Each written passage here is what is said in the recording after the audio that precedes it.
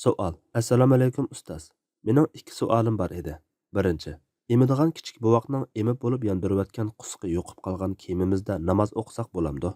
Ikkinchi, qochqucha yoki kir yuvganda kir suvi chachrab ketgan kiyimlar bilanchi? Javob. Va alaykum assalom va rahmatullohi va barakatuhu. Birinchi, insonning badanidan chiqqan cho'qim tozalashga tegishli bo'lgan cho'ng kichik tarat, qon, yering va qusqqa o'xshash nijosatlar ig'ir darajalik nijosat deb qaraladi. Emayotgan buvoqning qusqimi shundoq. Chunki buvoqning qusqimi oshqozondan qaytgan narsa. Lekin Hanafiy mazhabda buvoqning qusqi kiyim yoki badanga cho'ng tangi miqdoridan ortiq yo'qmasa namozga ta'sir yetkazmaydi. Ikkinchi, qochquchida najis narsa bo'lmasa, qochquchi yuvgandagi suv najis emas.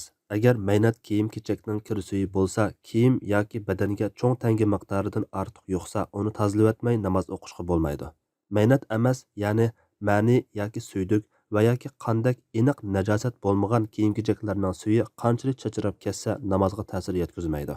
Alloh eng to'g'risini bilguridir. Fatvoda doktor Abdul Aziz rahmatulloh.